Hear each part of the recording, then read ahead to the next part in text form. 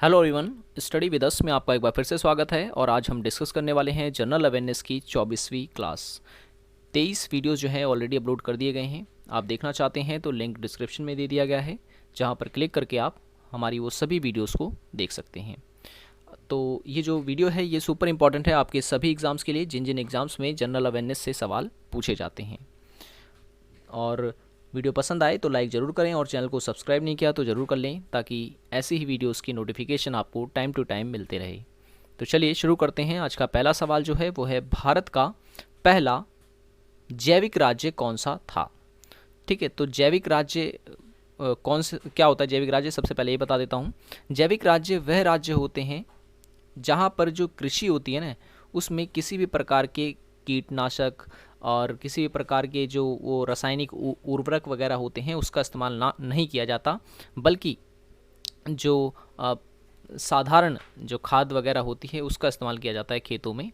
ठीक है, तो ऐसी कृषि जिन जिन राज्यों में की जाती है उसे हम कहते हैं जैविक राज्य।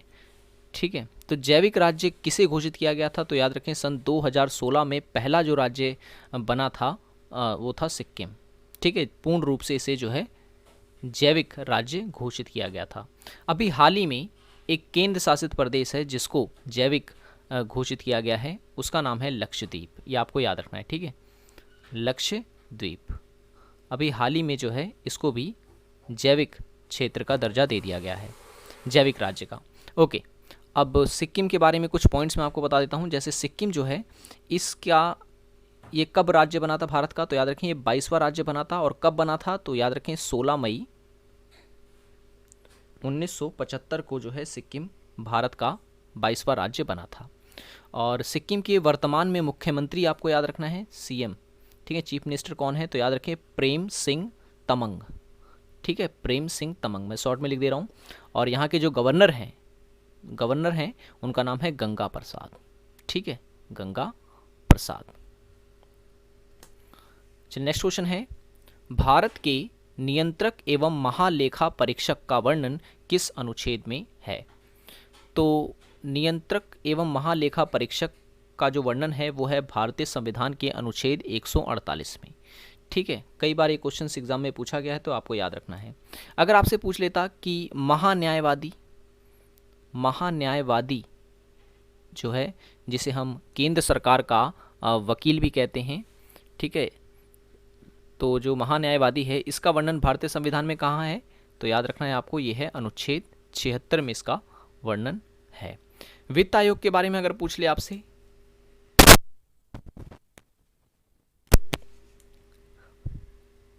ओके, वित्त आयोग के बारे में अगर आपसे पूछ ले तो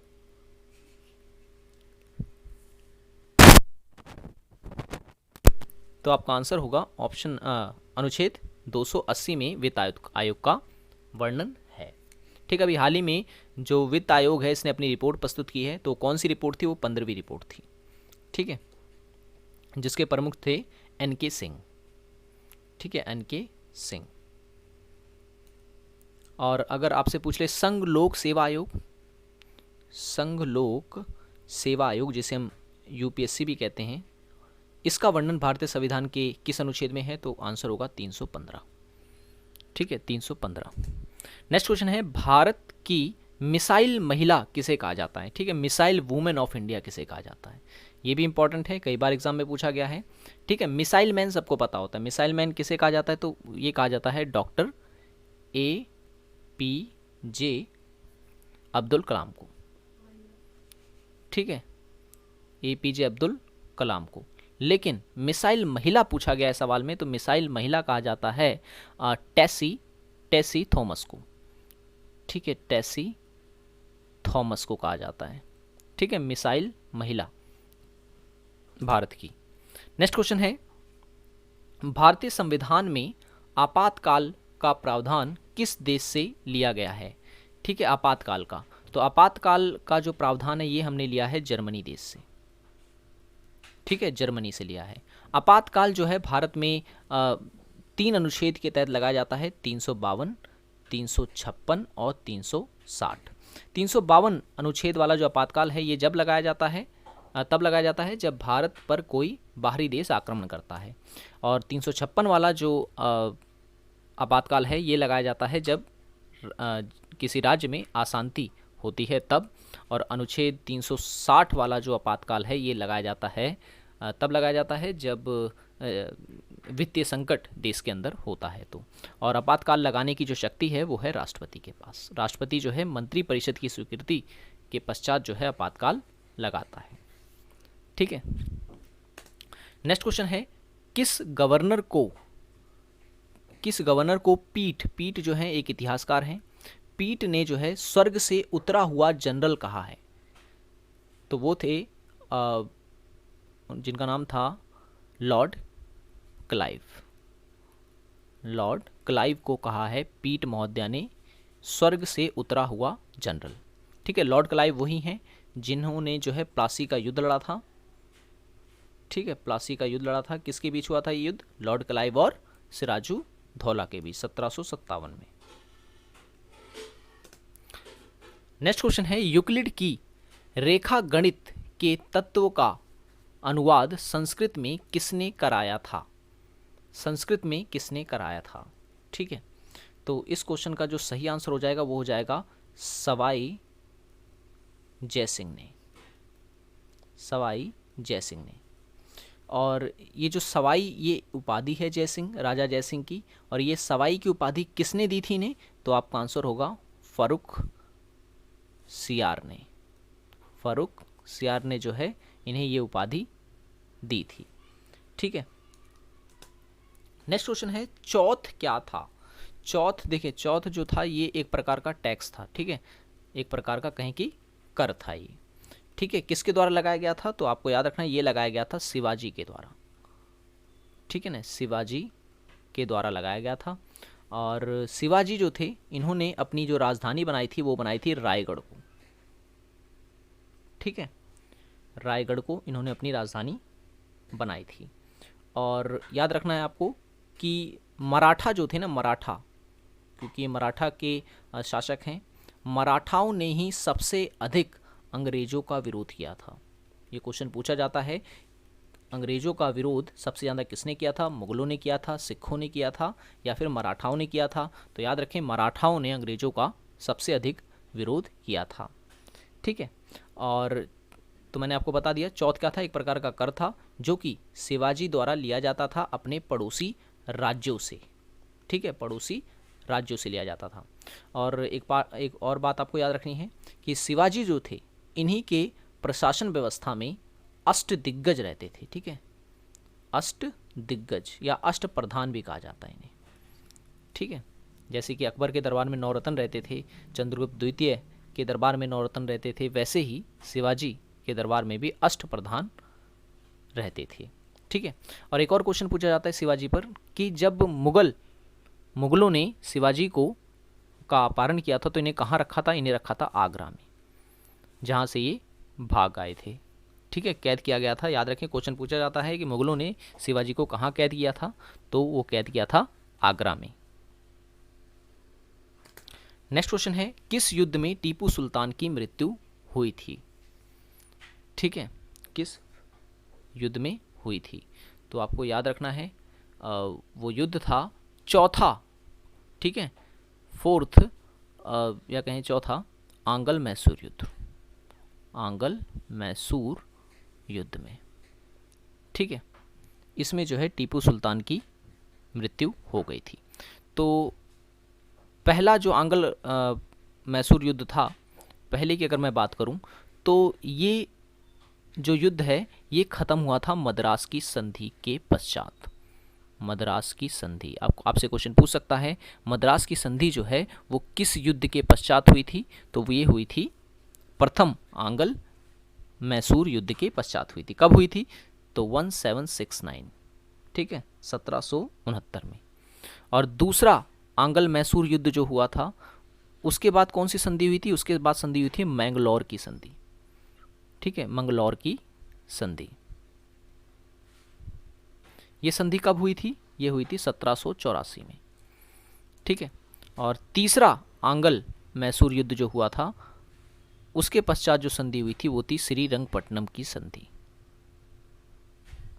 ठीक है, श्रीरंगपट्टनम की संधि। ये कब हुई थी? तो ये हुई थी 1792 में। ठीक है, ये पॉइंट्स जो आपको याद रखने हैं। नेक्स्ट क्वेश्चन है, जलियांवाला बाग हत्याकांड किस वायसराय के समय में हुआ था? तो उस समय जो भारत के वायसराय थे वो थे लॉर्ड चेम्सफोर्ड। ठीक है, लॉर्ड चेम्सफोर्ड के समय में ये घटना हुई थी। डेट आपसे पूछी जा सकती है और पूछी गई है कई बार एग्जाम में। 13 अप्रैल 1919 की ये घटना थी। ठीक है, जलियांवाला बाग हत्याकांड की। इसमें हुआ ये था कि माइकल ओ डायर, ठीक है ना, ओ डायर जो थे उन्होंने सरेआम जलियांवाला बाग में लोगों पर गोलियां चला दी थी। ठीक है, जिसमें अनगिनत लोग मारे गए थे। और फिर कहा जाता है एक भारतीय जिनका नाम था उधम सिंह, उन्होंने फिर जो है इससे बदला भी लिया था। माइकल ओ डायर की हत्या कर दी थी इन्होंने ब्रिटेन में जा करके। ठीक है, उधम सिंह आपको याद रखना है। नेक्स्ट क्वेश्चन है, आदिवासी नेता को जगत पिता कहा जाता है। मतलब कि किस आदिवासी नेता को जो है जगत पिता कहा जाता है? तो सही आंसर हो जाएगा इसका बिरसा मुंडा। ठीक है, बिरसा मुंडा को जो है जगत पिता कहा जाता है। चलिए, आप कमेंट में मुझे बताइए कि बिरसा मुंडा का संबंध भारत के किस राज्य से है? ये आपके लिए आज का क्वेश्चन है। ये किस राज्य से जुड़े हैं और इन्होंने एक आंदोलन कह रहा हूँ, एक विद्रोह किया था, वो विद्रोह कौन सा है?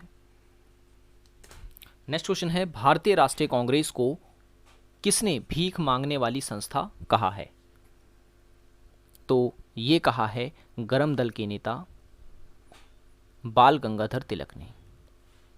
बाल गंगाधर तिलक ने। ठीक है, बाल गंगाधर तिलक को लोकमान्य भी कहा जाता है। ठीक है, इन्हें लोकमान्य भी कहा जाता है। ठीक है, और एक चीज़ और आपको याद रखनी है, इन्हें जो है वैलेंटाइन सिरोल ने जो है इन्हें भारत में अशांति का जनक भी कहा है। ठीक है, अशांति का जनक किसने कहा है? वैलेंटाइन सिरोल ने। और आपको ये 3 वर्ड भी याद रखने हैं जो कि काफ़ी पूछे जाते हैं एग्ज़ाम में, कि लाल, पाल और बाल। तो बाल का मतलब तो मैंने आपको बता दिया, बाल गंगाधर तिलक। पाल का मतलब होता है विपिन चंद्र पाल और लाल का मतलब होता है लाला लाजपत राय। नेक्स्ट क्वेश्चन है, शेर ए होगा यहाँ पर, शेर ए पंजाब के नाम से कौन मशहूर है? तो शेर ए पंजाब के नाम से मशहूर हैं लाला लाजपत राय। ठीक है, लाला लाजपत राय। ठीक है, ये भी गरम दल के नेता थे। ठीक है, और इन्होंने जो है साइमन कमीशन का विरोध किया था। साइमन कमीशन का इन्होंने विरोध किया था और तब फिर जो है लाठीचार्ज हुई थी और लाठीचार्ज में इनको जो है सर पे चोट लगने के कारण इनकी मृत्यु हो गई थी। नेक्स्ट क्वेश्चन है, गांधी को 1 मैन बाउंड्री फोर्स किसने कहा है? तो गांधी को 1 मैन बाउंड्री फोर्स कहा है लॉर्ड माउंटबेटन ने। ठीक है, लॉर्ड माउंटबेटन ने जो है गांधी को 1 मैन बाउंड्री फोर्स कहा है। जनरल अवेयरनेस के नाम से लिंक जो है डिस्क्रिप्शन में दे दिया गया है और ऊपर आई बटन जो है उस पर भी क्लिक करके आप हमारी पहले की जनरल अवेयरनेस की सभी वीडियोस को देख सकते हैं। ये वीडियो जो है ये सुपर इंपॉर्टेंट है आपके सभी एग्जाम्स के लिए, जिन जिन एग्जाम्स में जनरल अवेयरनेस से सवाल पूछे जाते हैं। ठीक है, तो वीडियो पसंद आए तो लाइक करें और चैनल को सब्सक्राइब नहीं किया तो ज़रूर कर लें ताकि ऐसी ही वीडियोज़ आपको मिलते रहें। तो शुरू करते हैं। आज का पहला सवाल जो है वो है कि इसमें से कौन सा ग्रंथ जो है जैन धर्म से संबंधित है? ऑप्शन होता तो ये सवाल आसानी से हो जाता, क्योंकि ऑप्शन नहीं है हमारे पास, तो हमें जैन धर्म से संबंधित जो ग्रंथ है वो सभी जानने पड़ेंगे। तो जैन धर्म से संबंधित जो पहला ग्रंथ है वो है परिशिष्ट पर्व। ठीक है, परिशिष्ट पर्व। और एक और ग्रंथ है जिसे हम कहते हैं कल्प सूत्र, ठीक है, कल्प सूत्र। फिर एक है भगवती सूत्र, ठीक है, भगवती सूत्र।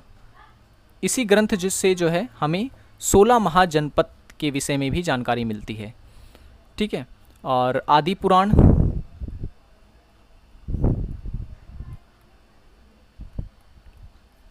और एक और है आचरांग सूत्र, आचरांग सूत्र। तो ये जो ग्रंथ हैं वो सभी के सभी जैन धर्म से संबंधित हैं।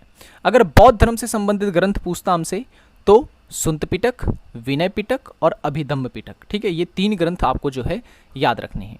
चलिए आज के लिए जो आपका सवाल है वो ये है कि आपको बताना है ये सुंत पिटक, विनय पिटक और अभिधम्म पिटक, इन तीनों ही ग्रंथ के रचयिता कौन है, ठीक है। देखते हैं कौन कमेंट में बताता है। तीनों के रचयिता आपको बताने हैं। चलिए नेक्स्ट क्वेश्चन है, किस विदेशी यात्री ने काशी को भारत का एथेंस कहा है, ठीक है। एथेंस जो है वो यूनान का एक शहर है, ठीक है। तो किस विदेशी यात्री ने कहा है, तो वो यात्री था फ्रांस का, जिसका नाम था फ्रांसीसी बर्नियर, ठीक है, फ्रांसीसी बर्नियर। बर्नियर जब भारत में आया था तो उस समय जो है मुग़ल शासन चल रहा था और ये एक चिकित्सक था, तो यहाँ पर जो है चिकित्सक का कार्य इसने किया था बर्नियर ने भारत में। और यहाँ रहकर उसने किताब भी लिखी थी, एक पुस्तक लिखी थी जिसका जो नाम है वो है इंग्लिश में the travel in the Mughal empire, और हिंदी में हम इसे कहेंगे मुग़ल साम्राज्य का यात्रा विवरण, ठीक है, मुग़ल साम्राज्य का यात्रा विवरण। तो ये पॉइंट्स आपको याद रखने हैं, ठीक है, फ्रांसोआ बर्नियर। नेक्स्ट क्वेश्चन है, भारत में पुर्तगाल अधिकृत प्रदेशों का प्रथम वायसराय कौन था, ठीक है। जब भारत में पुर्तगाल आए थे तो उसमें कौन सा प्रथम वायसराय बना था पुर्तगाल का, तो आपका यहाँ पर आंसर हो जाएगा, क्योंकि प्रथम पूछ रहा है तो आपका आंसर हो जाएगा यहाँ पर फ्रांसिस्को डी अल्मीडा, ठीक है। मैं लिख देता हूँ यहाँ पर फ्रांसिस्को डी अल्मीडा, ये पुर्तगाल का पहला वायसराय था जो भारत में आया था। लेकिन अगर आपसे पूछे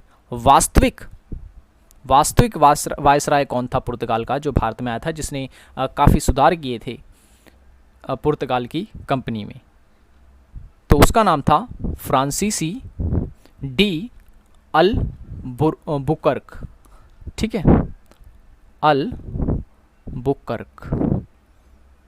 इसे ही वास्तविक जो है वायसराय कहा जाता है पुर्तगाल का भारत में, ठीक है।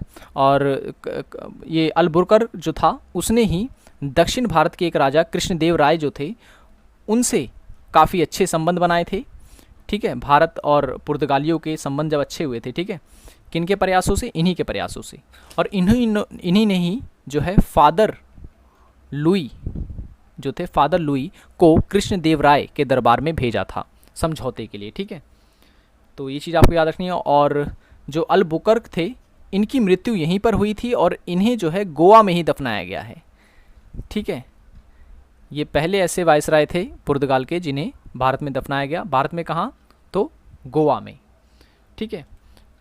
तो ये पॉइंट्स आपको याद रखने हैं, ठीक है। और एक और पॉइंट्स आपको बता देता हूँ, जो आज हम लोग जाति शब्द इस्तेमाल करते हैं, ठीक है, जाति शब्द जिसे इंग्लिश में हम कहते हैं कास्ट, ये कास्ट शब्द देने वाले जो थे ये पुर्तगाली ही थे। पुर्तगालियों ने ही जो है इस शब्द का इस्तेमाल सबसे पहले किया था, ठीक है। तो 2 वायसराय के नाम मैंने आपको बता दिए, फ्रांसीसी डी अल्मीडा और दूसरे थे फ्रांसीसी डी अल्बुकर्क। और तीसरे भी आपको याद रख लेने हैं। तीसरे कौन थे, तो उनका नाम था Nuno da Cunha, Nuno da Cunha, ठीक है। नेक्स्ट क्वेश्चन है, पर्ल ऑफ फायर से किस गवर्नर को जाना जाता है, पर्ल ऑफ फायर, तो लॉर्ड हेस्टिंग को जाना जाता है, ठीक है, लॉर्ड हेस्टिंग।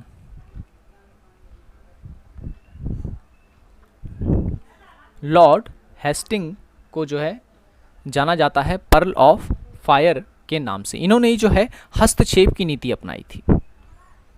ठीक है, हस्तक्षेप की नीति। और इन्होंने ही जो है भारत में से पिंडारियों का दमन किया था। ठीक है, पिंडारियों और अफगानी जो सरदार हुआ करते थे उनको जो है उनको हराया था। ठीक है, अफगान के सरदार जो थे। नेक्स्ट क्वेश्चन है, संथाल विद्रोह का नेतृत्व किसके द्वारा किया गया था? तो संथाल विद्रोह जो है ये प्रारंभ हुआ था सन 1855 में। ठीक है, 1855 में दामिन इको जो जमीन थी उसके विरुद्ध जो है इन्होंने किया था। ठीक है, तो 1855 में विद्रोह प्रारंभ हुआ था। तो क्वेश्चन पूछा नेतृत्व किसने किया था? तो नेतृत्व इसका किया था सिद्धू और कन्हू नामक दो व्यक्तियों ने।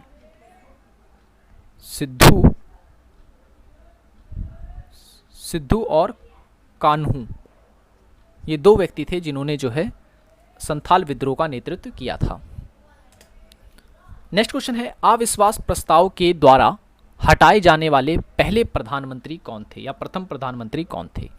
तो प्रथम प्रधानमंत्री जो अविश्वास प्रस्ताव के से हटाए गए थे उनका नाम था विश्वनाथ प्रताप सिंह।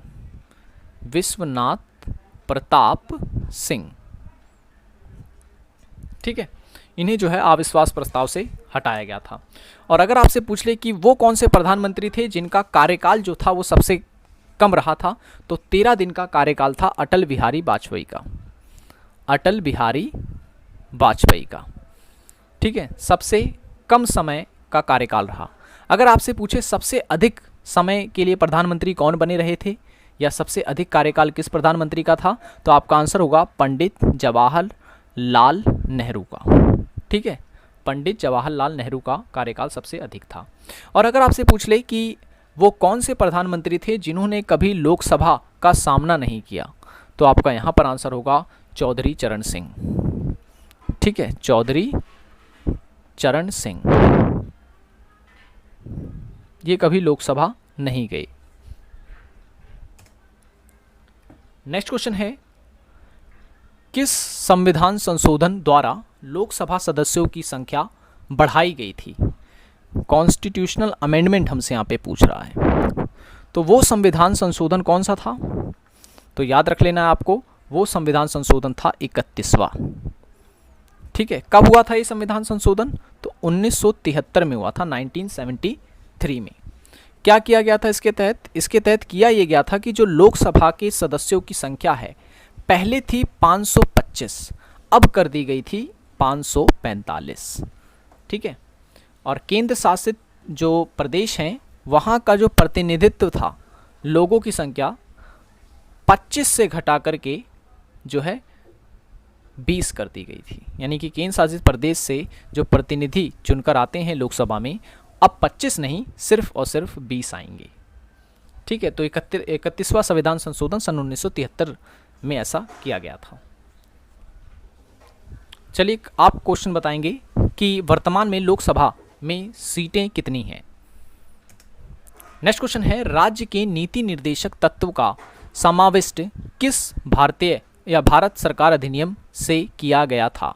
तो वो था भारत सरकार अधिनियम 1935। ठीक है, 1935 के अधिनियम से जो है ये लिया गया था। एक और क्वेश्चन मैं आपको बता देता हूं कि राज्य के नीति निर्देशक तत्व जो हैं, इसे के.टी. शाह ने, के.टी. शाह जो थे, के.टी. शाह ने इसे एक खाली चेक की संज्ञा दी है। ठीक है, एक खाली चेक की संज्ञा दी है जिसका कोई इस्तेमाल नहीं किया जा सकता। ठीक है, के.टी. शाह ने कहा था।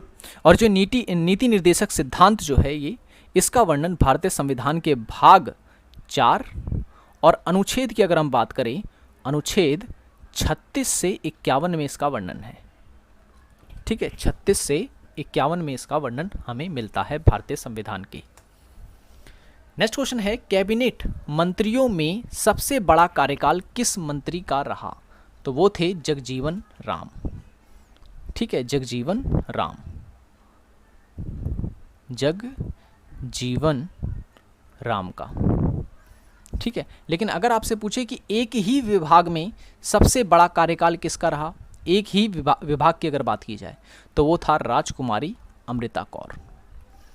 राजकुमारी अमृता कौर। ठीक है,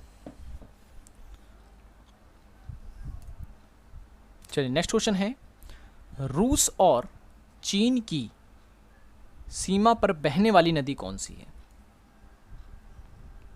ठीक है, चीन की सीमा पर बहने वाली नदी कौन सी है? तो वो नदी है आमूर नदी।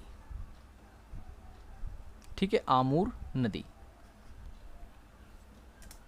नेक्स्ट क्वेश्चन है, हनीमून लेक किस लेक को कहा जाता है? तो हनीमून लेक कहा जाता है टीटाकाका लेक को। ठीक है, टीटाकाका लेक को कहा जाता है।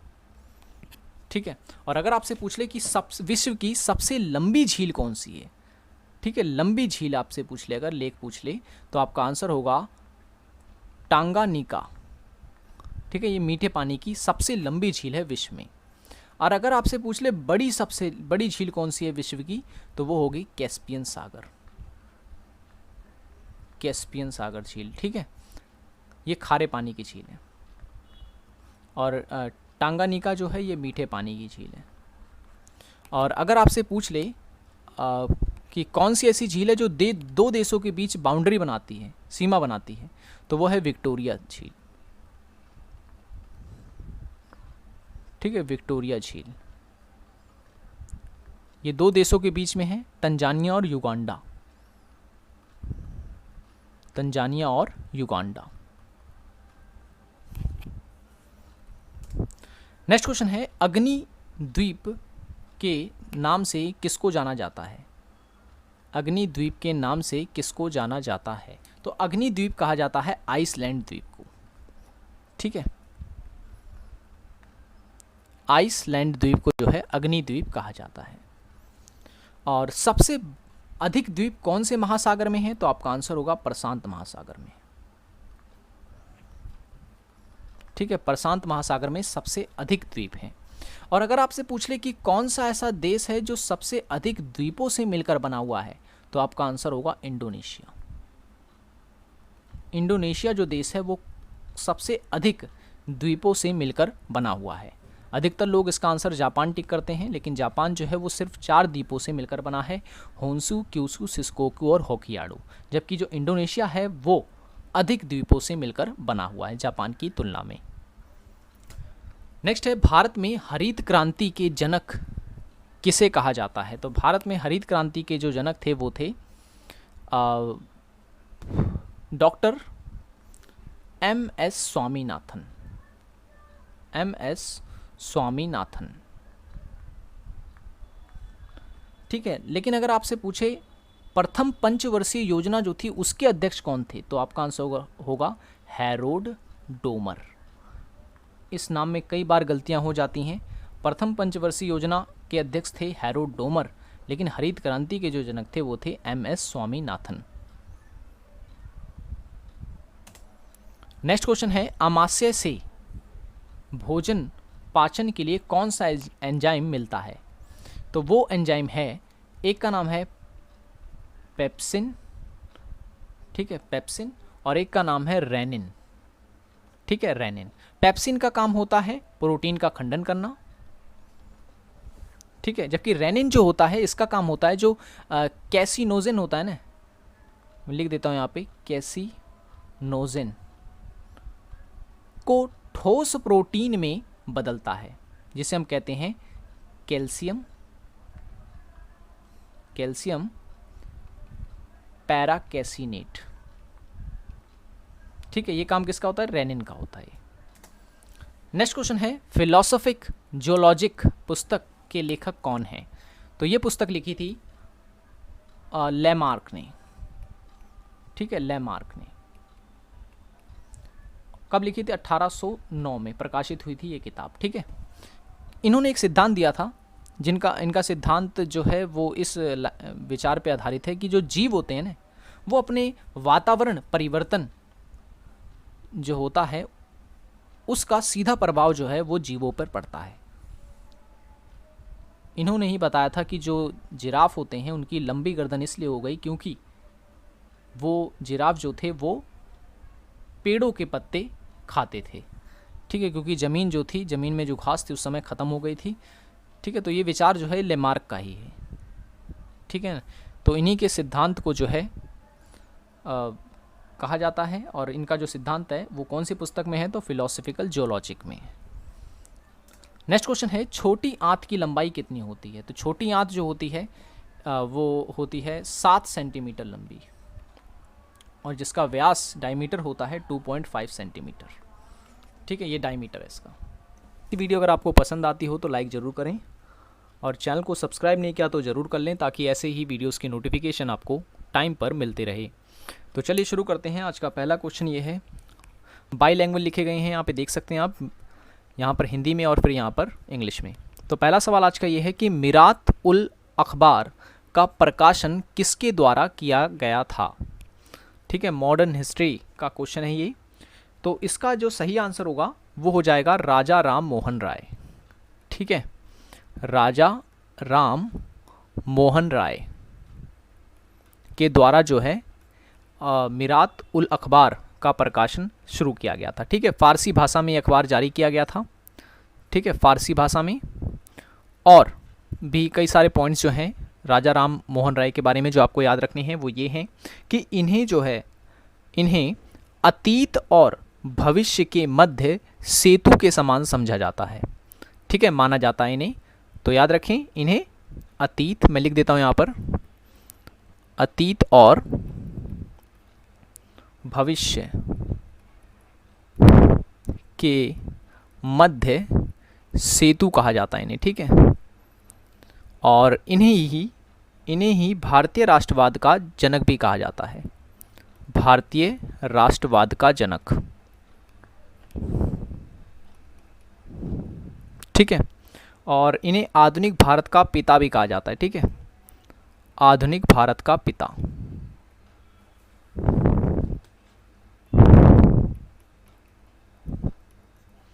और इन्होंने देखें मिरात उल अखबार नामक जो है समाचार पत्र प्रारंभ किया था, और इन्होंने एक किताब लिखी थी जो काफ़ी फेमस इनकी किताब, और बार बार एग्जाम में पूछी जाती है, इंग्लिश में जिसे हम कहते हैं प्रीसेप्ट्स ऑफ जीसस।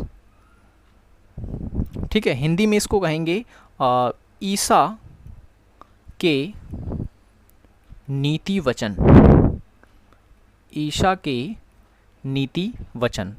और जो राजा राम मोहन राय थे ये पश्चिम बंगाल से संबंधित थे, और इन्हें जो राय है ना, ये राय की उपाधि दी गई थी, बंगाल के नवाब के द्वारा जो है इन्हें राय की उपाधि दी गई थी। ठीक है, तो इतने पॉइंट्स आपको याद रखने हैं। तो आज का नेक्स्ट क्वेश्चन जो है वो ये है कि आर्य समाज के संस्थापक स्वामी दयानंद सरस्वती के बचपन का नाम क्या था? ठीक है, इनके बचपन का नाम जो था वो था मूल शंकर। ठीक है, मूल शंकर, ये भी एग्जाम में कई बार पूछा गया है। तो मूल शंकर जो नाम है वो दिया गया था दंडी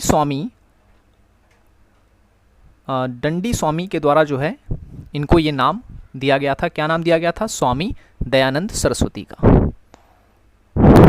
ठीक है, यानी पहले जो नाम था उनका वो था मूल शंकर, लेकिन दंडी स्वामी पूर्णानंद पूरा नाम था इनका, तो उन्होंने उन्हें स्वामी दयानंद सरस्वती का नाम दिया था। और इन्होंने ही जो है आर्य समाज की स्थापना की थी। आप देख सकते हैं यहाँ पे लिखा हुआ है। और इनका एक नारा है जो पूछा जाता है बार बार स्वामी दयानंद सरस्वती का, वो नारा है वेदों की ओर लौटो, वेदों की ओर लौटो। ठीक है, और उसके बाद बता दूं इन्हीं के द्वारा जो है एक आंदोलन शुरू किया गया था, शुद्धि आंदोलन। ठीक है, शुद्धि आंदोलन।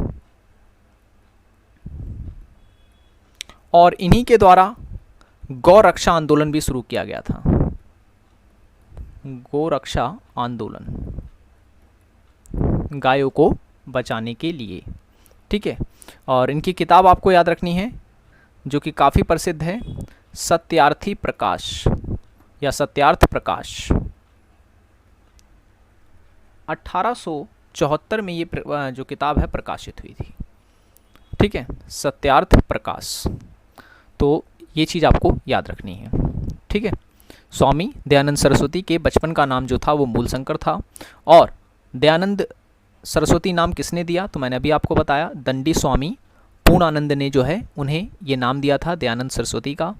इन्होंने ही आर्य समाज की स्थापना की थी, और इनकी पुस्तक का नाम है सत्यार्थी प्रकाश या सत्यार्थ प्रकाश। और इनके द्वारा जो नारा दिया गया था वो है वेदों की ओर लौटो, और इनके द्वारा शुद्धि आंदोलन और गौ रक्षा आंदोलन चलाया गया था। नेक्स्ट क्वेश्चन है, किस आयोग की अध्यक्षता में विश्वविद्यालय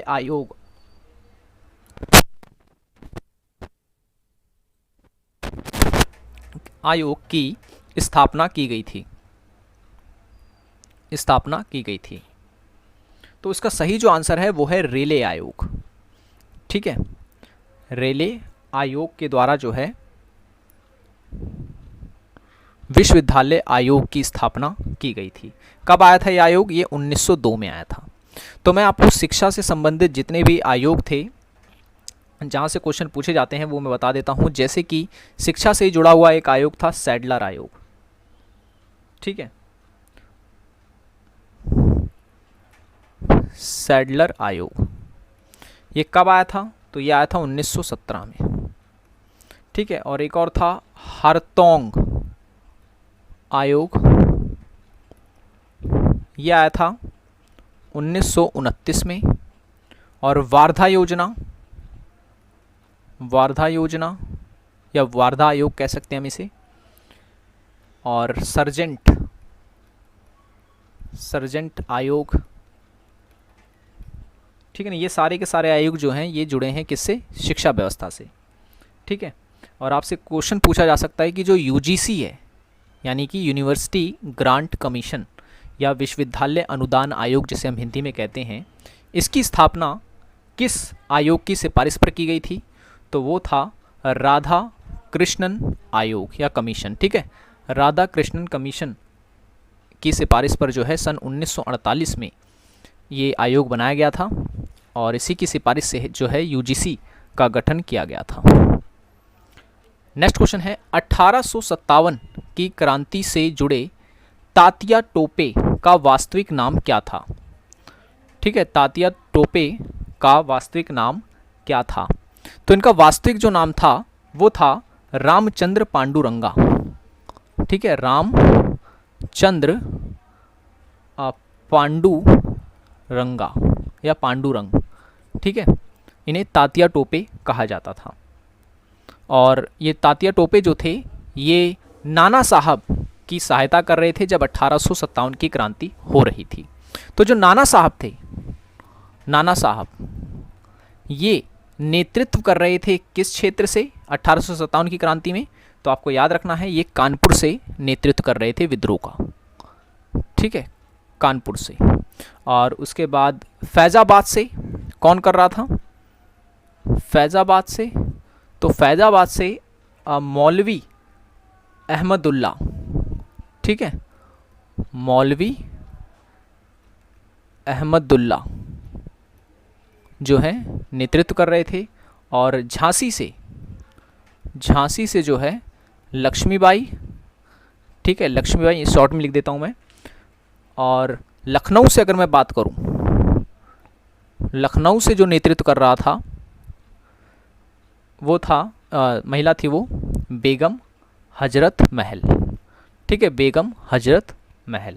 और ये जो विद्रोह था 1857 की क्रांति का, ये कब शुरू हुआ था? तो डेट आपको याद रखनी है, ये शुरू हुआ था 10 मई 1857। ठीक है, 10 मई 1857 को ये विद्रोह शुरू हुआ था। कहाँ से शुरू हुआ था? तो मेरठ से शुरू हुआ था। ठीक है, मेरठ छावनी से ये विद्रोह शुरू हुआ था। और किसने किया था? तो सैनिकों ने किया था। तत्कालीन कारण क्या था इसका? तो वो थी चर्बी वाली कारतूस। ठीक है, चर्बी वाली जो कारतूस थी जिसे कहते हैं एनफील्ड। ठीक है ना, एनफील्ड, उस कारतूस का नाम ये था। तो इसी के विरोध में जो है विद्रोह शुरू हुआ था। नेक्स्ट क्वेश्चन है, इंडिया टुडे पुस्तक के लेखक कौन थे? ठीक है, इंडिया टुडे, तो इंडिया टुडे जो किताब है वो लिखी है रजनी पामदत्त ने। ठीक है, रजनी पामदत्त ने। और भी कई सारी किताबें हैं जो अर्थव्यवस्था से जुड़ी हैं, भारतीय अर्थव्यवस्था से जुड़ी हैं, जैसे कि आरसी दत्त की किताब है एक, आरसी दत्त। तो आरसी दत्त की जो किताब है वो है इकोनॉमिक हिस्ट्री ऑफ इंडिया। ठीक है, इकोनॉमिक हिस्ट्री ऑफ इंडिया। और दादा भाई नारोजी की किताब जो कि बार बार पूछी जाती है। ठीक है, दादा भाई नारोजी की, इन्हें ओल्ड मैन ऑफ इंडिया भी कहते हैं। ठीक है, दादा भाई नारोजी की जो किताब थी वो थी poverty and un British rule in India. ठीक है, poverty and un British rule in India. ठीक है, तो ये भी किताबें आपको याद रखनी है। नेक्स्ट क्वेश्चन है, कोटोपैक्सी, कोटोपैक्सी ज्वालामुखी कहाँ स्थित है? तो आपको याद रखना है ये है इक्वेडोर में। कहाँ है? इक्वेडोर में। अगर आपको इक्वेडोर की राजधानी पता है तो ज़रूर कमेंट में करके बताएं इसकी राजधानी क्या है इक्वेडोर की। ठीक है, और मैं बता दूं ये जो कोटोपैक्सी है ये ज्वालामुखी एक सक्रिय ज्वालामुखी है। सक्रिय ज्वालामुखी का मतलब ये होता है कि वो ज्वालामुखी जो कि जिसमें से लावे निकलते हों, धुआं निकलता हो। ठीक है, तो ऐसे ज्वालामुखी को हम कहते हैं सक्रिय ज्वालामुखी। एक होता है प्रसुप्त ज्वालामुखी। ठीक है, प्रसुप्त ज्वालामुखी। तो प्रसुप्त ज्वालामुखी वो होता है जिसके संभावना होती है कि वो ज्वालामुखी जो है विस्फोट होगा। ठीक है, संभावना वाला ज्वालामुखी प्रसुप्त ज्वालामुखी कहलाता है। तो आपको याद रखना है, जैसे कि अभी तो पता चल गया आपको कि कोटोपैक्सी जो है वो एक सक्रिय ज्वालामुखी है। और भी सक्रिय ज्वालामुखी हैं जिसके नाम आपको याद रखने हैं, जैसे कि किलायू। ठीक है, किलायू ज्वालामुखी जो है ये हवाई द्वीप पर है। हवाई द्वीप कहाँ पर है? तो ये है अमेरिका में। ठीक है, और माउंट इरेबस ये भी जो है एक ज्वालामुखी है और ये है अंटार्कटिका में। ठीक है, और माउंट एटना ये है सिसिली में। ठीक है, ये सारे के सारे जो हैं सक्रिय ज्वालामुखी हैं। अब प्रसुप्त ज्वालामुखी के बारे में भी आपको याद रखना है, जैसे कि एक है विसुवियन या विसुवियस कहते हैं इसे, विसुवियस, ये इटली में है। ठीक है, और एक है फ्यूजियामा। ठीक है, फ्यूजियामा ये जापान में है। और एक है नारकोंडम। चलिए आप मुझे कमेंट में बताइए कि ये कहाँ पर है। ये मैं आपको नहीं बताऊंगा। नारकोंडम ज्वालामुखी जो है वो कहाँ पर है। ठीक है, बड़ा ही कॉमन है ये। आई होप आप सभी को पता होगा इसका आंसर। नेक्स्ट क्वेश्चन है, कोरात पठार किस देश में स्थित है? कोरात पठार किस देश में स्थित है? तो याद रखें ये है थाईलैंड में। ठीक है, थाईलैंड में है ये। और अगर आपसे पूछ ले मैसेटा पठार कहाँ पर है? तो ये है स्पेन में। ठीक है, और अगर आपसे पूछ ले कि सान पठार कहाँ है? तो आपका आंसर होगा म्यांमार में। ठीक है, म्यांमार में। और ओजार्क ये है अमेरिका में। ठीक है, तो ये चीज़ आपको याद रखनी है। नेक्स्ट क्वेश्चन है, सतपुड़ा पर्वतमाला की सबसे ऊंची चोटी कौन सी है? ठीक है, सतपुड़ा पर्वतमाला में कई सारी पहाड़ियां हैं, जैसे कि 3 पहाड़ियों के नाम आपको याद रखने हैं, राजपीपला श्रेणी, और दूसरी जो है महादेव श्रेणी, और तीसरी जो है वो है मैकाल। ठीक है, तो वो क्वेश्चन ये पूछ रहा है कि सतपुड़ा पर्वतमाला की सबसे ऊंची चोटी कौन सी है? तो वो है महादेव पर, जिसे हम कहते हैं धूपगढ़ चोटी। ठीक है, धूपगढ़ ये सतपुड़ा पर्वतमाला की सबसे ऊंची चोटी है। इसकी ऊंचाई जो है 1350 मीटर है। ठीक है, ये भी आपको याद रखना है, ये पूछा गया है। कहाँ पर है? तो महादेव श्रीडी पर स्थित है। नेक्स्ट क्वेश्चन है, बांग्लादेश भारत के कितने राज्यों से सीमा साझा करता है? तो मैं बता दूं, बांग्लादेश की जो राजधानी है वो है ढाका, और यहाँ की जो मुद्रा है, जो करेंसी है, वो है टका। ठीक है, और बांग्लादेश जो है भारत के 5 राज्यों से सीमा साझा करता है। ठीक है, कौन कौन से हैं ये 5 राज्य? तो पहला है वेस्ट बंगाल, दूसरा है असम, ठीक है, तीसरा है मेघालय, चौथा है त्रिपुरा, और 5वां जो है वो है मिजोरम। ठीक है, तो ये 5 राज्य हुए जिनसे बांग्लादेश की सीमा मिलती है। अगर हम बात करें पाकिस्तान की, तो पाकिस्तान भारत से 4 राज्यों के साथ सीमा जो है साझी करता है, और भूटान जो है, भूटान वो भी भारत के 4 राज्यों के साथ सीमा साझी करता है। और अगर हम बात करें म्यांमार की, तो ये भी जो है भारत के 4 राज्यों के साथ सीमा साझा करता है। ठीक है, नेक्स्ट क्वेश्चन है, गंगा के नाम से किस नदी को जाना जाता है? गंगा के नाम से नहीं, यहाँ पर क्वेश्चन मिस टाइप है, यहाँ वृद्ध गंगा होगा। ठीक है ना, वृद्ध गंगा, या कहें कि बूढ़ी गंगा। बूढ़ी गंगा के नाम से किस नदी को जाना जाता है? तो आपका आंसर होगा गोदावरी नदी को। ठीक है, गोदावरी नदी को जो है बूढ़ी गंगा या कहें कि वृद्ध गंगा के नाम से जाना जाता है। ठीक है, इसे दक्षिण गंगा भी कहते हैं। और ये जो गोदावरी नदी है ये निकलती है महाराष्ट्र के नासिक से, महाराष्ट्र के नासिक से, और यहाँ किस स्थान से अगर पूछ ले तो याद रखना है त्रिम्बकेश्वर, त्रिम्बकेश्वर पर्वत से निकलती है। ठीक है, पहाड़ियों से त्रिम्बकेश्वर की। नेक्स्ट क्वेश्चन है, संपत्ति का अधिकार किस प्रकार का अधिकार है? ये बहुत ही इंपॉर्टेंट क्वेश्चन है, कई बार एग्जाम्स में ये भी पूछा गया है। तो संपत्ति का जो अधिकार है ये मौलिक अधिकार नहीं है। ठीक है, और ना ही ये मौलिक अधिकार और निजी अधिकार भी नहीं है। ठीक है, तो इसे कहेंगे वैधानिक अधिकार।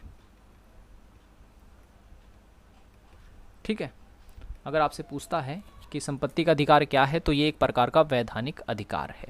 पहले ये मौलिक अधिकार की श्रेणी में था, पहले हमें 7 मौलिक अधिकार प्राप्त थे, लेकिन अब वर्तमान में 6 ही हैं, क्योंकि संपत्ति के अधिकार को वहाँ से हटा दिया गया।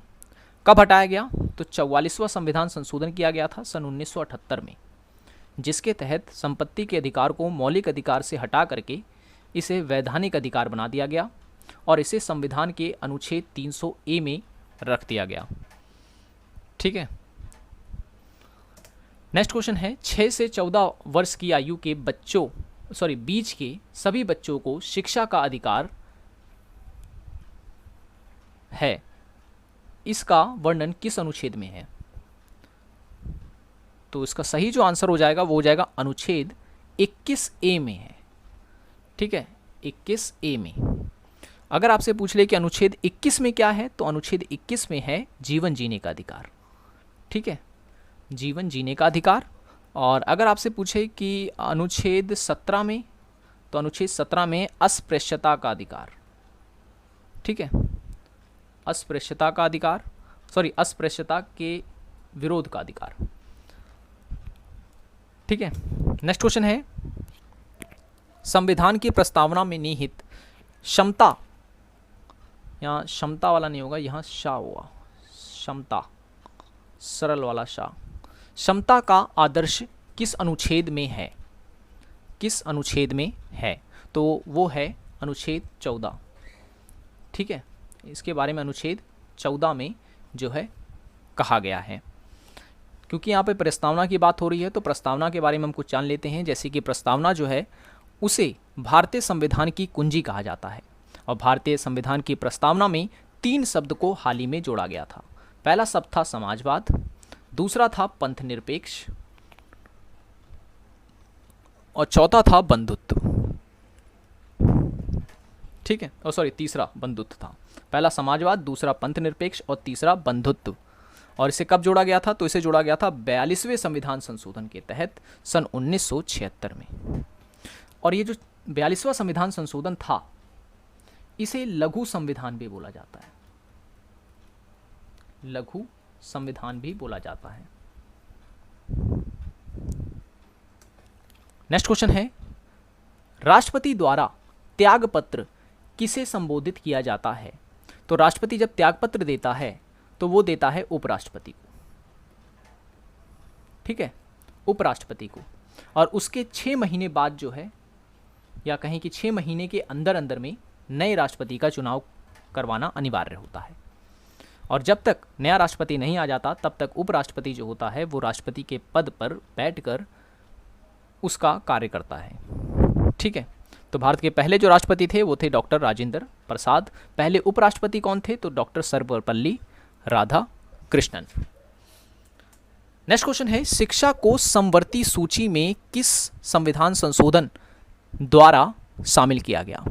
देखिए, शिक्षा जो था पहले राज्य सूची का विषय था, लेकिन सन 42वें संविधान संशोधन के तहत सन 1976 में इसे जो है समवर्ती सूची में डाल दिया गया। यानी कि अब जो शिक्षा है वो राज्य और केंद्र दोनों सरकार का विषय बन गया है। इस वीडियो जो है ऑलरेडी अपलोड कर दिए गए थे, अगर आपने वो नहीं देखी हैं तो आप उसे देख सकते हैं। लिंक जो है वो डिस्क्रिप्शन में दे दिया गया है।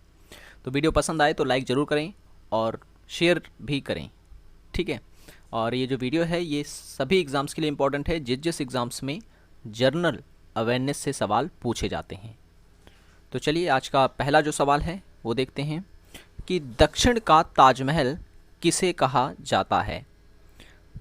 ठीक है, तो इसका जो आंसर हो जाएगा वो हो जाएगा बीबी के मकबरे को। ठीक है, बीबी का जो मकबरा है उसे जो है दक्षिण का ताजमहल कहा जाता है। और ये कहाँ पर है? तो ये है औरंगाबाद में। ठीक है, औरंगाबाद में। और इसको बनाया किसने था? इसको बनवाया था औरंगजेब ने। ठीक है, औरंगजेब ने इसका निर्माण करवाया था। और ये जो बीबी का मकबरा है ये ताजमहल की हूबहू नकल है, लेकिन इतिहासकार इसे घटिया नकल कहते हैं। घटिया नकल। क्वेश्चन पूछा जा सकता है कि ताजमहल की घटिया नकल किसे कहा जाता है? तो ये कहा जाता है बीबी के मकबरे को। और भी एक क्वेश्चन आपको याद रखना है जो है कि औरंगजेब ने मोती मस्जिद का भी निर्माण करवाया था। ठीक है, मोती मस्जिद का भी निर्माण जो है वो औरंगजेब ने करवाया था। और ये कहाँ पर है मोती मस्जिद? तो ये है दिल्ली में। ठीक है, दिल्ली में। और दिल्ली में कहाँ पर है? तो ये है लाल किले में, लाल किले के अंदर। ठीक है, मोती मस्जिद। नेक्स्ट क्वेश्चन है, हुमायूं ने किस युद्ध के परिणाम स्वरूप दिल्ली का सिंहासन पुनः प्राप्त किया था? पुनः प्राप्त किया था, तो ये किया था बिलग्राम युद्ध के दौरान। बिलग्राम युद्ध के दौरान। ठीक है, ये कब हुआ था बिलग्राम युद्ध? ये हुआ था 1540 में। ठीक है, बिलग्राम युद्ध को कन्नौज का युद्ध भी कहते हैं। ठीक है, कन्नौज का युद्ध। और भी युद्ध लड़े थे हुमायूं ने, जैसे कि चौसा का युद्ध। चौसा का जो युद्ध हुआ था, इसी युद्ध के दौरान जो है हुमायूं ने अपना जो सिंहासन है दिल्ली का वो खो दिया था। और इस पर कब्जा कर लिया था किसने? शेरशाह सूरी ने। ठीक है, तो ये कब हुआ था चौसा का युद्ध? आपसे पूछा जाता है, डेट कई बार पूछी गई एग्जाम में। तो 1539 में। ठीक है, और इसी युद्ध में जो है हुमायूं ने अपना सिंहासन दिल्ली का खो दिया था। और फिर किसका शासन आ गया था? तो आ गया था शेरशाह सूरी का। आपसे क्वेश्चन पूछा जा सकता है कि हुमायूं कब से कब तक मुगल सिंहासन पे रहा? तो आपको याद रखना है 1530 से लेकर के 1556 के बीच में रहा था। ठीक है, लेकिन बीच में जो है, इसी बीच में शेरशाह सूरी भी आ जाता है, तो उसका शासनकाल भी इसमें जुड़ा हुआ है। ठीक है, लेकिन ऑप्शंस में आपको एग्जाम में यही देगा, 1530 से 1556 तक। ठीक है, ओके,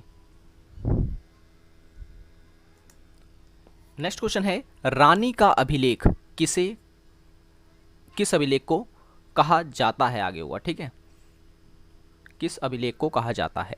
तो आपका सही जो आंसर हो जाएगा यहाँ पर वो हो जाएगा कौसाम्बी अभिलेख, ठीक है।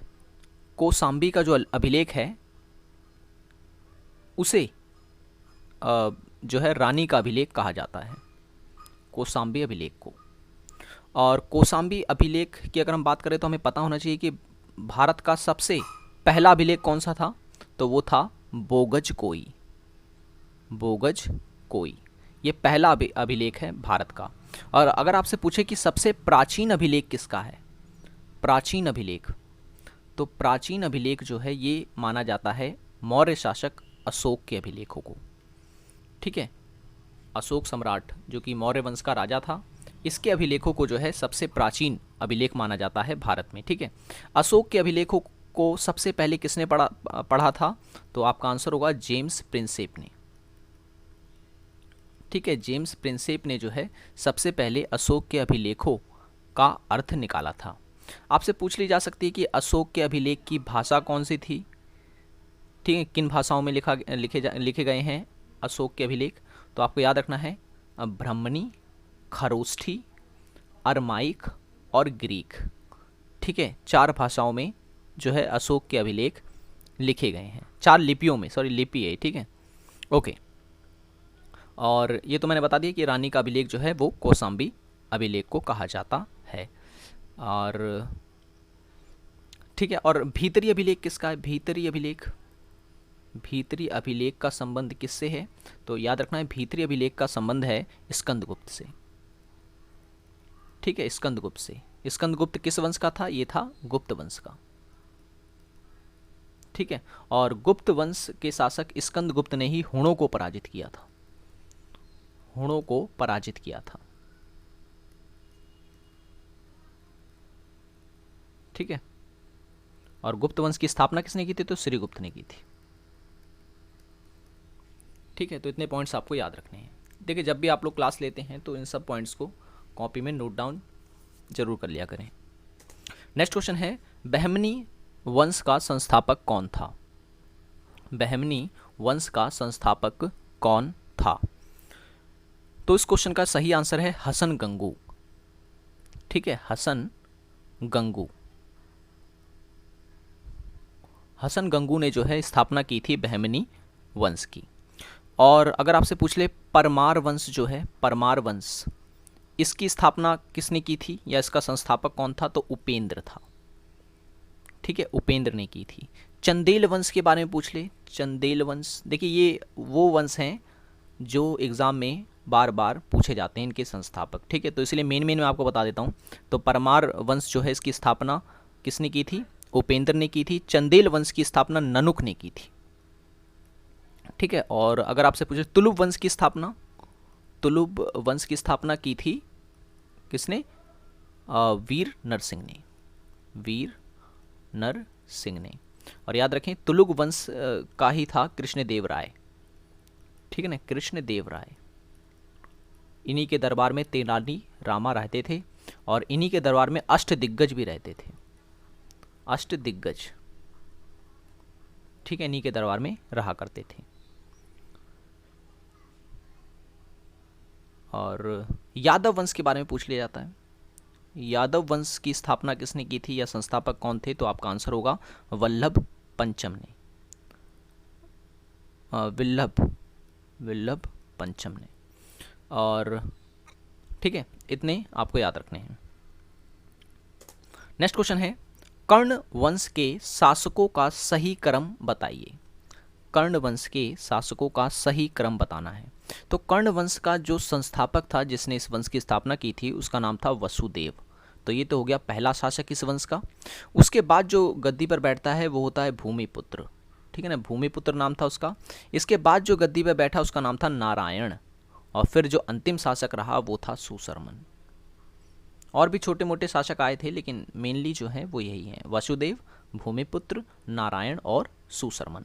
कर्ण वंश का संस्थापक वसुदेव और अंतिम शासक सुशर्मन था, ठीक है।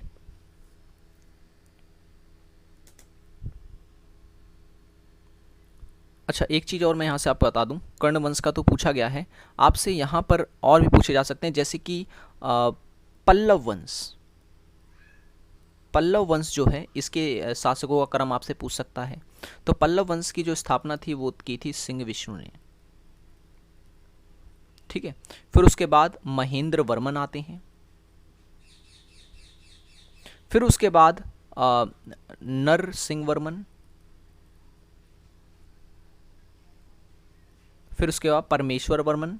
ठीक है, तो इस तरीके से क्रम है, ये याद रखना है आपको।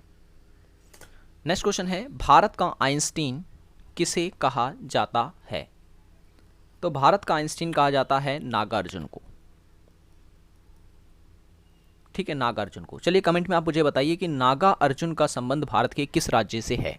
ये आपके लिए क्वेश्चन है, नागा अर्जुन का संबंध भारत के किस राज्य से है। ठीक है, तो भारत का आइंस्टाइन कहा जाता है नागा अर्जुन को। अगर पूछ लेता भारत का शेक्सपियर, शेक्सपियर किसे कहा जाता है, तो भारत का शेक्सपियर कहा जाता है कालिदास को। ठीक है, और अगर पूछ लेता भारत का नेपोलियन किसे कहा जाता है, भारत का नेपोलियन किसे कहा जाता है, तो आपका आंसर होता समुद्रगुप्त को। ठीक है, समुद्रगुप्त को जो है भारत का नेपोलियन कहा जाता है। समुद्रगुप्त जो है ये गुप्त वंश का शासक था, इसे वीणा वादक कहा जाता है। ठीक है, समुद्रगुप्त जो था वो वीणा बजाता था, इस कारण से जो है वीणा वादक कहा जाता है। नेक्स्ट क्वेश्चन है, लैंड ऑफ थंडर बोल्ट किस देश को कहा जाता है? तो लैंड ऑफ थंडर बोल्ट जो है ये कहा जाता है भूटान को। ठीक है, भूटान को कहा जाता है। भूटान की जो राजधानी है वो है थिम्पू। ठीक है, भूटान की जो राजधानी है वो है थिम्पू। और इसका जो सबसे ऊंचा पर्वत है, ठीक है ना, भूटान का, ये भी एग्जाम में पूछा गया है, सबसे ऊंचा जो पर्वत है उसका नाम है कुला कागड़ी। कुला कागड़ी। ठीक है ना, ये आपको याद रखना है, सबसे ऊंचा पर्वत है भूटान का। नेक्स्ट क्वेश्चन है, यूराल पर्वत श्रेणी की सबसे ऊंची चोटी कौन सी है? यूराल पर्वत, पहले ये बता दूं यूराल पर्वत है कहाँ, ये है रूस में। ठीक है, रूस में है, और इसकी सबसे ऊंची चोटी जो है उसका नाम है गोरा नैरोड नायन। ठीक है, नैरोड नाया, गोरा नैरोड नाया सबसे ऊंची चोटी है यूराल पर्वत की। कहाँ पर है यूराल पर्वत? तो ये है रूस में। आपसे पूछ सकता है कि अल्पस जो पर्वत है ये कहाँ पर है? तो ये है यूरोप में। ठीक है, यूरोप में। और इसकी सबसे ऊंची चोटी कौन सी है? तो इसकी सबसे ऊंची चोटी है माउंट ब्लैक, जो कि जर्मनी में है। ठीक है, माउंट ब्लैक। आपसे पूछ सकता है कि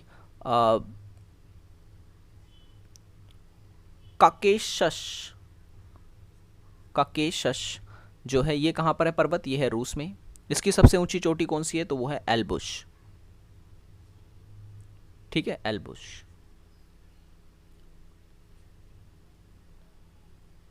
और ग्रेट डिवाइडिंग रेंज, ये भी पहाड़ियां हैं, पर्वत है, कहाँ का? ऑस्ट्रेलिया का। ठीक है, कहाँ का है? ऑस्ट्रेलिया का। सबसे ऊंची चोटी इसकी कौन सी है?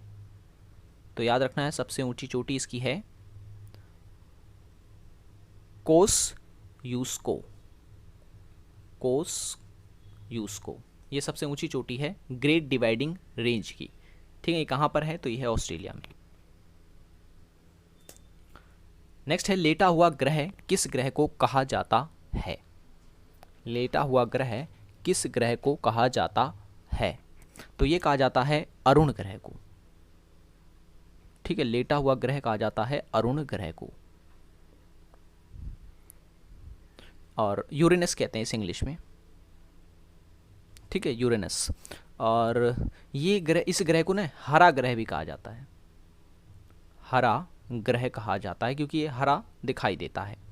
और एक और ख़ास बात जो इस ग्रह की याद रखनी है वो ये कि ये जो ग्रह है इसमें जो सूर्योदय होता है ना, सूर्योदय वो होता है पश्चिम की साइड, और सूर्य अस्त कहाँ होता है, तो याद रखना पूर्व की साइड। ठीक है, सूर्य अस्त की अगर मैं बात करूं या सूर्योदय, वो होता है पूर्व में। एक मिनट, सूर्य, अच्छा एक मिनट, सूर्य उदय जो होता है वो पश्चिम में, सूर्य अस्त में यहाँ होता है। ठीक है, सूर्य अस्त होता है पूरब में, यानी उल्टा होता है यहाँ पर। और इस ग्रह की खोज किसने की थी, तो खोज हुई थी 1781 में और की गई थी हर्शेल के द्वारा। विलियम हर्शेल पूरा नाम था। ठीक है, विलियम हर्शेल के द्वारा जो है इस ग्रह की खोज की गई थी। नेक्स्ट क्वेश्चन है, नथुला दर्रा कहाँ स्थित है।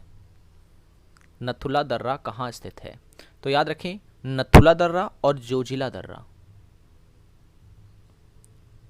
ये दोनों का दोनों जो दर्रा है वो स्थित है सिक्किम में। ठीक है, सिक्किम में, और चीन जाने का एक मार्ग जो है ये नथुला दर्रा। ठीक है, और भी कई दर्रे पूछे जाते हैं एग्ज़ाम में, जैसे कि अगर आपसे पूछ ले कि बोमडिला दर्रा, या फिर यांग याप होता है एक, और एक होता है दिफू दर्रा। ये तीनों दर्रे कहाँ पर हैं, तो याद रखना एक ही आंसर आपका अरुणाचल प्रदेश में। ठीक है, और अगर आपसे पूछ ले तुजू दर्रा, ठीक है, तुजू दर्रा, एक मिनट, तुजू दर्रा जो है ये कहाँ पर है, तो तुजू दर्रा है भारत और म्यांमार के बीच में। ठीक है, म्यांमार और भारत के बीच में, यानी भारत से म्यांमार जाने का एक मार्ग है तुजू दर्रा। नेक्स्ट क्वेश्चन है, लटाविया की राजधानी क्या है। ठीक है, लटाविया की राजधानी क्या है, तो लटाविया की राजधानी है रीगा। ठीक है, रीगा। अगर आपसे पूछ ले रोमानिया की राजधानी, तो रोमानिया की जो राजधानी है वो है बुखारेस्ट। ठीक है, बुखारेस्ट। और क्रोएशिया की अगर आपसे पूछ ले, क्रोएशिया की जो राजधानी है वो है जाग्रेब। ठीक है, और तुर्कमेनिस्तान की अगर आपसे पूछ ले, तुर्कमेनिस्तान की जो राजधानी है वो है अशगाबाद। ठीक है, नाइजर की नियामी, लिख देता हूं मैं यहाँ पर, नाइजर की जो राजधानी है वो है नियामी। नेक्स्ट क्वेश्चन है, टोडा जनजाति जो है, टोडा जनजाति या टोडा आदिम जनजाति भारत के किस राज्य में निवास करती है, तो ये जो है निवास करती है तमिलनाडु में। ठीक है, तमिलनाडु में। अब तमिलनाडु में और भी कई प्रकार की जो है आदिम जनजातियां रहती हैं, जैसे कि कोटा। ठीक है, कोटा और कुरुम्बा। ठीक है ना, कुरुम्बा जो है ये भी तमिलनाडु की आदिम जनजाति है, और एक और है जिसका नाम है इरूलर। ठीक है, इरूलर। ये हो गई तमिलनाडु की आदिम जनजातियाँ। उड़ीसा की आपसे पूछ सकता है, उड़ीसा की आदिम जनजाति तो बोडो। ठीक है, बोडो हो गया, सोरा हो गया और डोगरिया हो गया। ठीक है, ये उड़ीसा की जनजाति हो गई। यूपी में अगर आपसे पूछ ले आदिम जनजाति, तो याद रखना है बुक्सा और राजी। ठीक है, राजी। और बार बार जो पूछी जाती है वो है अंडोमान एंड निकोबार की। ठीक है, अंडोमान और निकोबार की। तो यहाँ कौन सी आदिम जनजाति रहती है जो कि काफ़ी न्यूज़ में थी, सेंटिनल जनजाति और शैम्पेन जनजाति और जारवा और ओंगे। ठीक है, ओंगे, ये आए ओंगे जनजाति, आदिम जनजाति। नेक्स्ट क्वेश्चन है, भारतीय संविधान की छठी अनुसूची में किन राज्यों के जनजाति क्षेत्रों के प्रशासन का वर्णन है? प्रशासन का वर्णन है किन राज्यों के? तो राज्यों का नाम यहाँ पे पूछा जा रहा है, ठीक है, छठी अनुसूची में। तो राज्य कौन कौन से याद रखना, पहला है असम, मेघालय है दूसरा, और त्रिपुरा तीसरा, और चौथा है मिजोरम, ठीक है, मिजोरम। इन 4 राज्यों का वर्णन जो है वो छठी अनुसूची में किया गया है भारतीय संविधान की। और किस अनुच्छेद में अगर पूछ लेता तो होता 342वें अनुच्छेद में इनका वर्णन है, ठीक है। नेक्स्ट क्वेश्चन है कि लोकसभा व राज्यसभा में अनुसूचित जाति और जनजाति को आरक्षण प्राप्त है किस अनुच्छेद के तहत? तो सही आंसर हो जाएगा अनुच्छेद 330 के तहत, जो है लोकसभा और राज्यसभा में अनुसूचित जाति और जनजातियों को जो सीटें हैं वो आरक्षित दी जाएंगी, ठीक है। तो लोकसभा राज्यसभा की हो गई। आपसे विधानमंडल की पूछ ले तो विधानमंडल में भी जो है अनुसूचित जाति एवं जनजातियों को आरक्षण प्राप्त होगा, किस अनुच्छेद में इसका वर्णन है? तो 332, ठीक है। और जो गवर्नमेंट जॉब होती हैं, सर्विसेज वगैरह होती हैं जो, ठीक, गवर्नमेंट जॉब सर्विस में जो उन्हें रिजर्वेशन दिया जाता है वो दिया जाता है अनुच्छेद 335 आर्टिकल के अंतर्गत, ठीक है, 335। और अगर पूछा जाए कि राष्ट्रीय अनुसूचित जनजाति आयोग का वर्णन किस अनुच्छेद में है? तो आपका आंसर होगा 338 में है इसका वर्णन, ठीक है, 338 में है। नेक्स्ट क्वेश्चन है कौन सी गैस रक्त में घुलकर कोशिका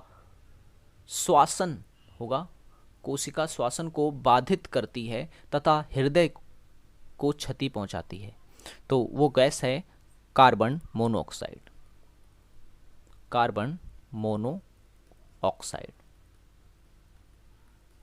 ठीक है।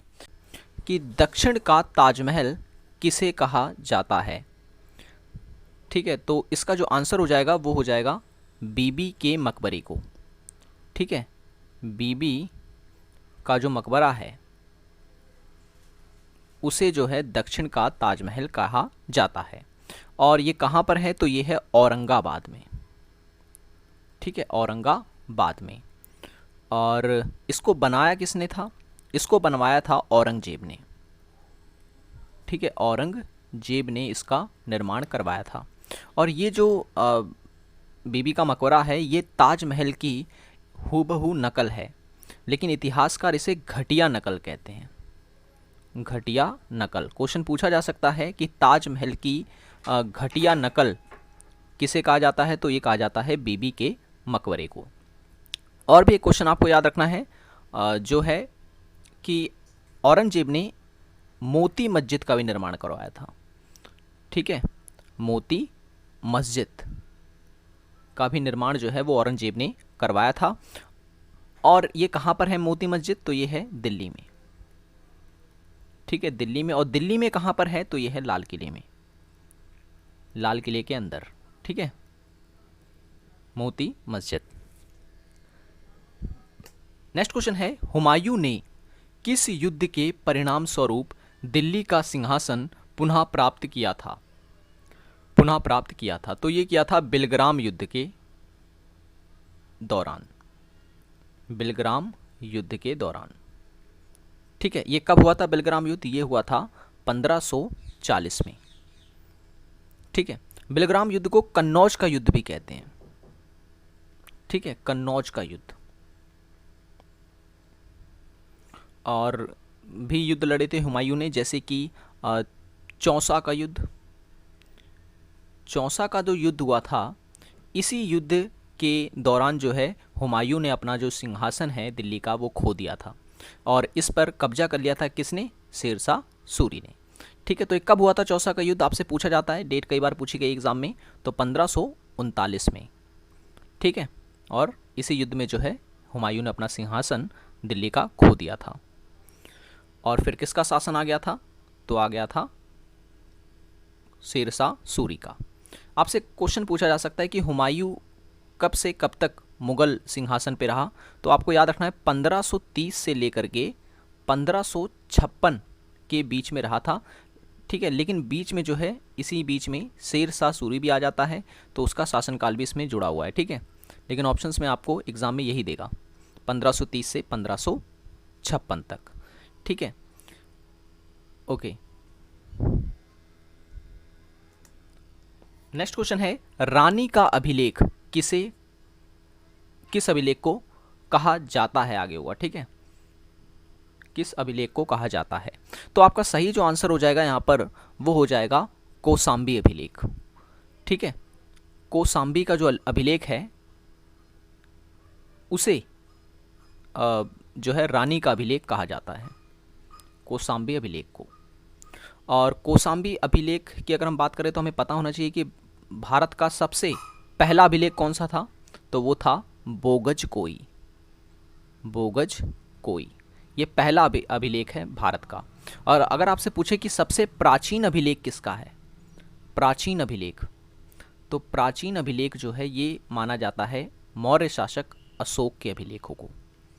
ठीक है, अशोक सम्राट जो कि मौर्य वंश का राजा था, इसके अभिलेखों को जो है सबसे प्राचीन अभिलेख माना जाता है भारत में। ठीक है, अशोक के अभिलेखों को सबसे पहले किसने पढ़ा था, तो आपका आंसर होगा जेम्स प्रिंसेप ने। ठीक है, जेम्स प्रिंसेप ने जो है सबसे पहले अशोक के अभिलेखों का अर्थ निकाला था। आपसे पूछ ली जा सकती है कि अशोक के अभिलेख की भाषा कौन सी थी। ठीक है, किन भाषाओं में लिखे गए हैं अशोक के अभिलेख, तो आपको याद रखना है ब्राह्मणी, खरोष्ठी, अरमाइक और ग्रीक। ठीक है, 4 भाषाओं में जो है अशोक के अभिलेख लिखे गए हैं, 4 लिपियों में, सॉरी लिपि है। ठीक है, ओके। और ये तो मैंने बता दिया कि रानी का अभिलेख जो है वो कौसाम्बी अभिलेख को कहा जाता है। और ठीक है, और भीतरी अभिलेख किसका है, भीतरी अभिलेख, भीतरी अभिलेख का संबंध किससे है, तो याद रखना है भीतरी अभिलेख का संबंध है स्कंदगुप्त से। ठीक है, स्कंदगुप्त से। स्कंदगुप्त किस वंश का था, ये था गुप्त वंश का। ठीक है, और गुप्त वंश के शासक स्कंदगुप्त ने ही हुणों को पराजित किया था, हुणों को पराजित किया था।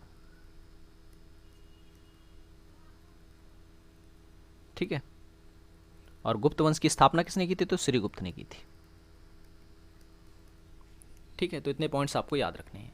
देखिए, जब भी आप लोग क्लास लेते हैं तो इन सब पॉइंट्स को कॉपी में नोट डाउन जरूर कर लिया करें। नेक्स्ट क्वेश्चन है, बहमनी वंश का संस्थापक कौन था, बहमनी वंश का संस्थापक कौन था, तो इस क्वेश्चन का सही आंसर है हसन गंगू। ठीक है, हसन गंगू, हसन गंगू ने जो है स्थापना की थी बहमनी वंश की। और अगर आपसे पूछ ले परमार वंश जो है, परमार वंश, इसकी स्थापना किसने की थी या इसका संस्थापक कौन था, तो उपेंद्र था।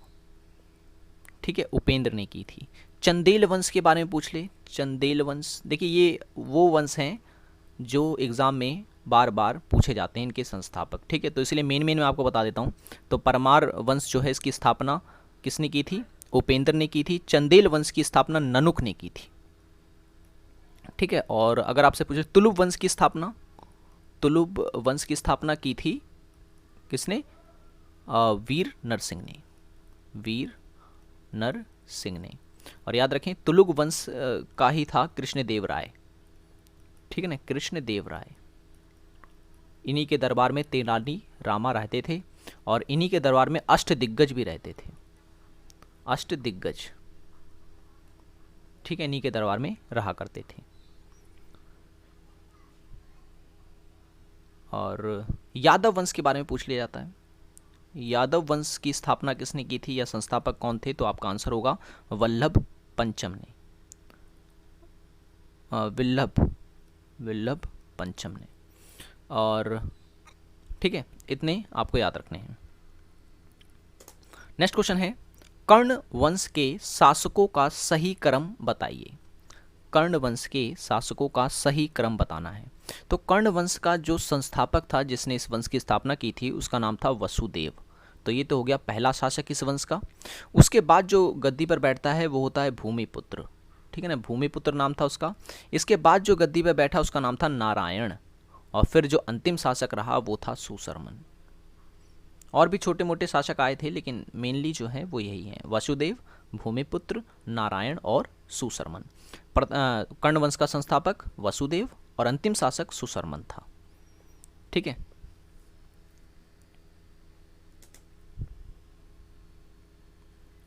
अच्छा एक चीज़ और मैं यहाँ से आपको बता दूँ, कर्ण वंश का तो पूछा गया है, आपसे यहाँ पर और भी पूछे जा सकते हैं, जैसे कि पल्लव वंश।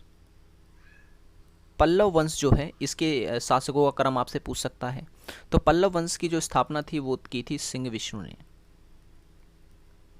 ठीक है, फिर उसके बाद महेंद्र वर्मन आते हैं, फिर उसके बाद नरसिंह वर्मन, फिर उसके बाद परमेश्वर वर्मन। ठीक है, तो इस तरीके से क्रम है, याद रखना है आपको। नेक्स्ट क्वेश्चन है, भारत का आइंस्टीन किसे कहा जाता है? तो भारत का आइंस्टीन कहा जाता है नागार्जुन को। ठीक है, नागार्जुन को। चलिए कमेंट में आप मुझे बताइए कि नागा अर्जुन का संबंध भारत के किस राज्य से है। ये आपके लिए क्वेश्चन है, नागा अर्जुन का संबंध भारत के किस राज्य से है। ठीक है, तो भारत का आइंस्टाइन कहा जाता है नागा अर्जुन को। अगर पूछ लेता भारत का शेक्सपियर, शेक्सपियर किसे कहा जाता है, तो भारत का शेक्सपियर कहा जाता है कालिदास को। ठीक है, और अगर पूछ लेता भारत का नेपोलियन किसे कहा जाता है, भारत का नेपोलियन किसे कहा जाता है, तो आपका आंसर होता समुद्रगुप्त को। ठीक है, समुद्रगुप्त को जो है भारत का नेपोलियन कहा जाता है। समुद्रगुप्त जो है ये गुप्त वंश का शासक था, इसे वीणा वादक कहा जाता है। ठीक है, समुद्रगुप्त जो था वो वीणा बजाता था, इस कारण से जो है वीणा वादक कहा जाता है। नेक्स्ट क्वेश्चन है, लैंड ऑफ थंडर बोल्ट किस देश को कहा जाता है? तो लैंड ऑफ थंडर बोल्ट जो है ये कहा जाता है भूटान को। ठीक है, भूटान को कहा जाता है। भूटान की जो राजधानी है वो है थिम्पू। ठीक है, भूटान की जो राजधानी है वो है थिम्पू। और इसका जो सबसे ऊंचा पर्वत है, ठीक है ना, भूटान का, ये भी एग्जाम में पूछा गया है, सबसे ऊंचा जो पर्वत है उसका नाम है कुला कागड़ी। कुला कागड़ी। ठीक है ना, ये आपको याद रखना है, सबसे ऊंचा पर्वत है भूटान का। नेक्स्ट क्वेश्चन है, यूराल पर्वत श्रेणी की सबसे ऊंची चोटी कौन सी है? यूराल पर्वत, पहले ये बता दूं यूराल पर्वत है कहाँ, ये है रूस में। ठीक है, रूस में है, और इसकी सबसे ऊंची चोटी जो है उसका नाम है गोरा नैरोड नायन। ठीक है, नैरोड नाया, गोरा नैरोड नाया सबसे ऊंची चोटी है यूराल पर्वत की। कहाँ पर है यूराल पर्वत? तो ये है रूस में। आपसे पूछ सकता है कि अल्पस जो पर्वत है ये कहाँ पर है? तो ये है यूरोप में। ठीक है, यूरोप में। और इसकी सबसे ऊंची चोटी कौन सी है? तो इसकी सबसे ऊंची चोटी है माउंट ब्लैक, जो कि जर्मनी में है। ठीक है, माउंट ब्लैक। आपसे पूछ सकता है कि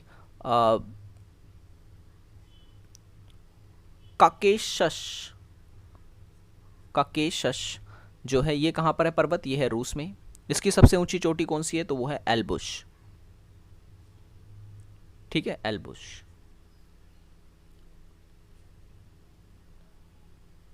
और ग्रेट डिवाइडिंग रेंज, ये भी पहाड़ियां हैं, पर्वत है, कहाँ का? ऑस्ट्रेलिया का। ठीक है, कहाँ का है? ऑस्ट्रेलिया का। सबसे ऊंची चोटी इसकी कौन सी है? तो याद रखना है, सबसे ऊंची चोटी इसकी है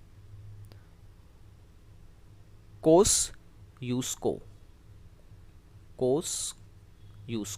ये सबसे ऊंची चोटी है ग्रेट डिवाइडिंग रेंज की। ठीक है, ये कहाँ पर है? तो ये है ऑस्ट्रेलिया में।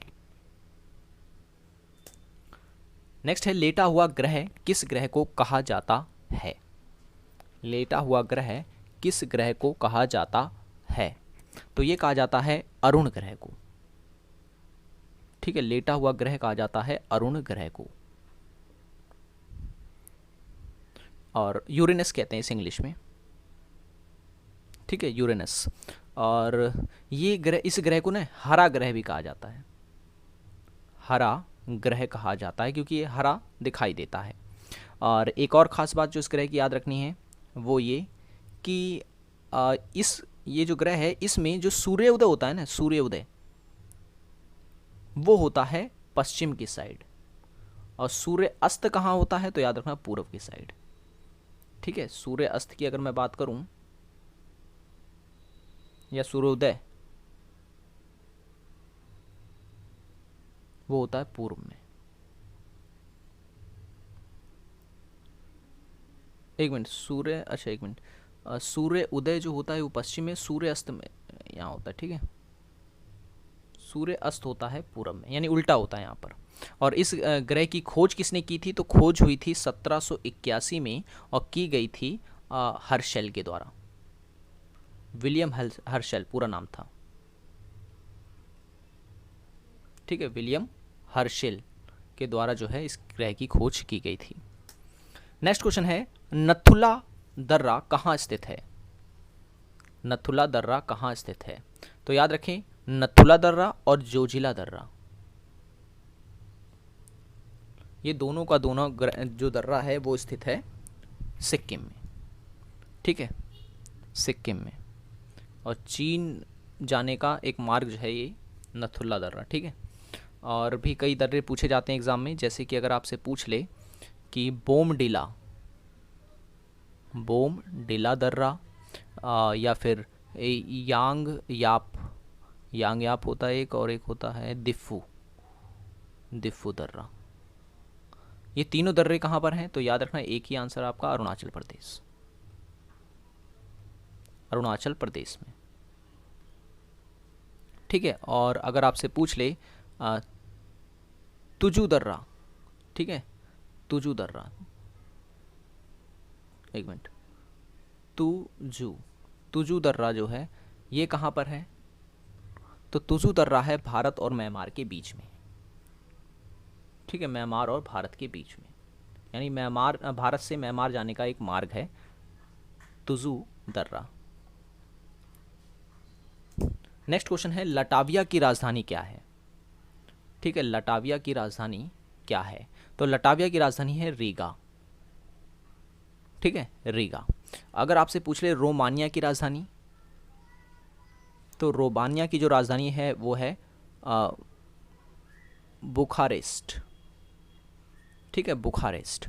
और क्रोएशिया की अगर आपसे पूछ ले, क्रोएशिया की जो राजधानी है वो है जाग्रेब, ठीक है। और तुर्कमेनिस्तान की अगर आपसे पूछ ले, तुर्कमेनिस्तान की जो राजधानी है वो है अशगाबाद,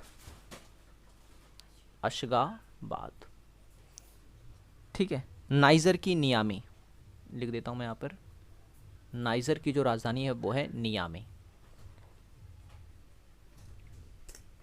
नेक्स्ट क्वेश्चन है, टोडा जनजाति जो है, टोडा जनजाति या टोडा आदिम जनजाति भारत के किस राज्य में निवास करती है? तो ये जो है निवास करती है तमिलनाडु में, ठीक है, तमिलनाडु में। अब तमिलनाडु में और भी कई प्रकार की जो है आदिम जनजातियां रहती हैं, जैसे कि कोटा, ठीक है, कोटा और कुरुम्बा, ठीक है ना, कुरुम्बा जो है ये भी तमिलनाडु की आदिम जनजाति है। और एक और है जिसका नाम है इरूलर, ठीक है, इरूलर। ये हो गई तमिलनाडु की आदिम जनजातियाँ। उड़ीसा की आपसे पूछ सकता है, उड़ीसा की आदिम जनजाति तो बोडो, ठीक है, बोडो हो गया, सोरा हो गया और डोगरिया हो गया, ठीक है, ये उड़ीसा की जनजाति हो गई। यूपी में अगर आपसे पूछ ले आदिम जनजाति तो याद रखना है बुक्सा और राजी, ठीक है, राजी। और बार बार जो पूछी जाती है वो है अंडमान एंड निकोबार की, ठीक है, अंडमान और निकोबार की। तो यहाँ कौन सी आदिम जनजाति रहती है जो कि काफ़ी न्यूज़ में थी? सेंटिनल जनजाति और शैम्पेन जनजाति और जारवा और ओंगे। ठीक है, ओंगे, ये आए, ओंगे जनजाति, आदिम जनजाति। नेक्स्ट क्वेश्चन है भारतीय संविधान की छठी अनुसूची में किन राज्यों के जनजाति क्षेत्रों के प्रशासन का वर्णन है? प्रशासन का वर्णन है किन राज्यों के? तो राज्यों का नाम यहाँ पे पूछा जा रहा है। ठीक है, छठी अनुसूची में तो राज्य कौन कौन से याद रखना? पहला है असम, मेघालय है दूसरा, और त्रिपुरा तीसरा, और चौथा है मिजोरम। ठीक है, मिजोरम। इन 4 राज्यों का वर्णन जो है वो छठी अनुसूची में किया गया है भारतीय संविधान की। और किस अनुच्छेद में अगर पूछ लेता तो होता 342वें अनुच्छेद में इनका वर्णन है। ठीक है, नेक्स्ट क्वेश्चन है कि लोकसभा व राज्यसभा में अनुसूचित जाति और जनजाति को आरक्षण प्राप्त है किस अनुच्छेद के तहत? तो सही आंसर हो जाएगा अनुच्छेद 330 के तहत, जो है लोकसभा और राज्यसभा में अनुसूचित जाति और जनजातियों को जो सीटें हैं वो आरक्षित दी जाएंगी। ठीक है, तो लोकसभा राज्यसभा की हो गई। आपसे विधानमंडल की पूछ ले तो विधानमंडल में भी जो है अनुसूचित जाति एवं जनजातियों को आरक्षण प्राप्त होगा। किस अनुच्छेद में इसका वर्णन है? तो 332। ठीक है, और जो गवर्नमेंट जॉब होती हैं, सर्विसेज वगैरह होती हैं जो, ठीक, गवर्नमेंट जॉब सर्विस में जो उन्हें रिजर्वेशन दिया जाता है वो दिया जाता है अनुच्छेद 335 आर्टिकल के अंतर्गत। ठीक है, 335। और अगर पूछा जाए कि राष्ट्रीय अनुसूचित जनजाति आयोग का वर्णन किस अनुच्छेद में है, तो आपका आंसर होगा 338 में है इसका वर्णन। ठीक है, 338 में है। नेक्स्ट क्वेश्चन है कौन सी गैस रक्त में घुलकर कोशिका श्वसन को बाधित करती है तथा हृदय को क्षति पहुंचाती है? तो वो गैस है कार्बन मोनोऑक्साइड।